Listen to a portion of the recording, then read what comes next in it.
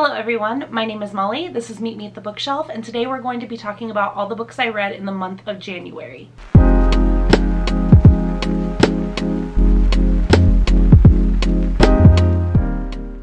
January was an excellent reading month for me. I did complete 8 books and I started a 9th that I didn't quite finish by the end of the month, but I will be rolling that over into February. But I also had a great reading month in terms of ratings as well. Everything I read except for 2 things received 5 stars. And even the 2 things I read that did not receive 5 stars, I still really enjoyed. So I'm excited to talk about everything I read with you, and let's go ahead and get started. The first thing I read this month was Don't Look for Me by Wendy Walker.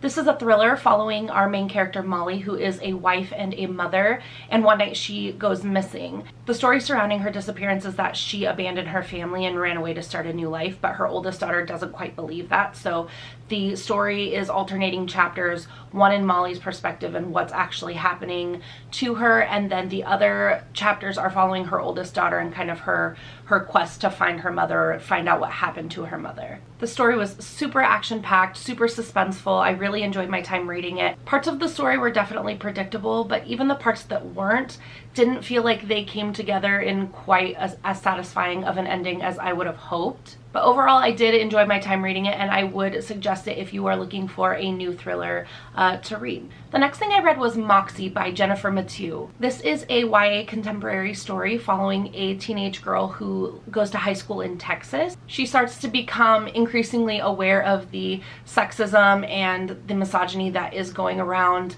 not just with the students in her school, but also with the faculty and staff. So she creates a feminist zine that she distributes secretively throughout the school for the other girls in the school to read, and that kind of gains traction and kind of sparks a revolution for the girls at the school to stand up against the injustices that they are having to face every day. I read this for the Feminist as Fuck book club hosted by Reads with Rachel, and I will leave the link for the live show down below. In the live show and the chat, we discussed a lot about how this is a very introductory look at feminism. So perhaps for a lot of young people who don't know a lot about feminism or maybe need a little help, then this might be a good place to start. But for me personally, I didn't feel like I really learned anything new. I did find it interesting and entertaining, and I did end up rating it 2.5 stars, so it wasn't horribly written or anything like that. It just didn't pack quite as much of a punch as I was kind of expecting and hoping that it would. The next 4 books I read I'm going to talk about all together because they are all part of the same series, and that is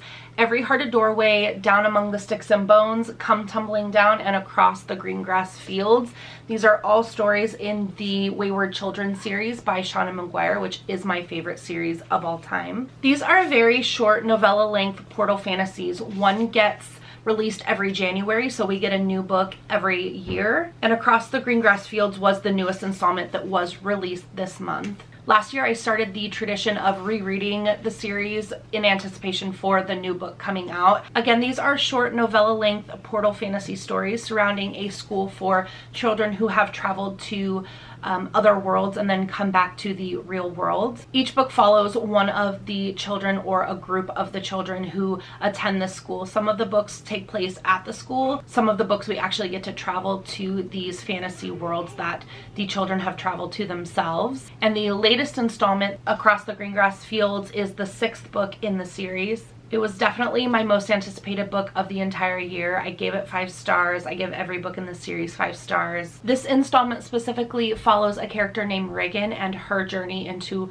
her fantasy realm, which is the Hooflands. This was super magical and a lot of fun. It's not my favorite in the series, but any book in this series I'm just gonna absolutely love and devour. And again, I did give it 5 stars, so highly recommend this story, highly recommend the series to anyone. If you have even the slightest interest in reading these, I highly recommend you pick them up as soon as possible.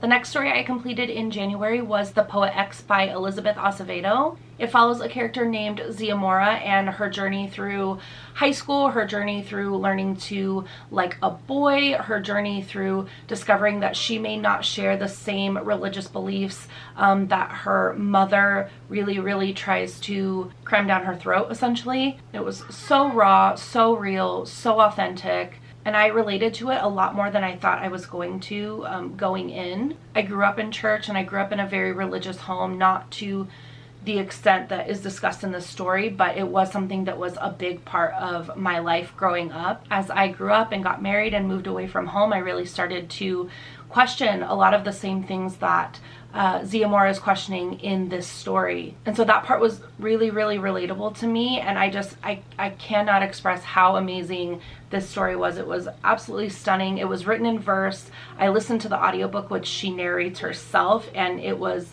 such an incredible experience. I loved reading this month. Again, I read this for the Feminist as Fuck book club, and I will leave a link to that live show down below. But overall, just so glad I read this.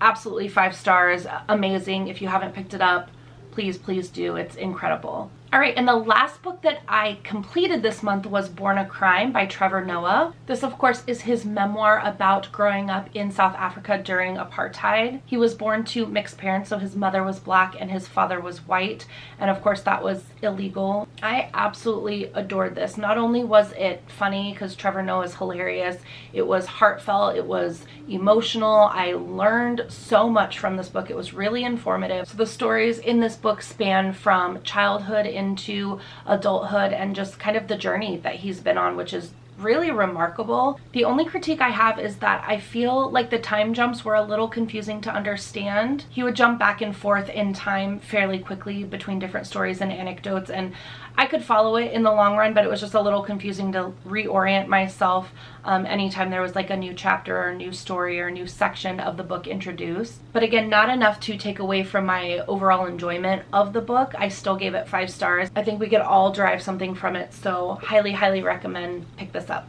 And the last thing I'm going to talk about is the book that I started this month but I didn't finish, and that is The Invisible Life of Addie LaRue. I got about 30-ish% of the way through this. I am listening to it on audio. I am enjoying it so far. I just got wrapped up reading other things. So I will definitely be continuing this and hopefully finishing it in February. But so far so good. I love V.E. Schwab, so I knew I was going to love this anyhow. But yeah, so I will be finishing this hopefully very soon. All right, everyone, so that is going to do it for my January wrap up. I hope you enjoyed it. Please leave down below what your favorite read of the month was, or maybe your least favorite read. Maybe you didn't like anything you read this month. Comment it down below. I'd love to hear, and I will see you guys soon in my next video. Bye.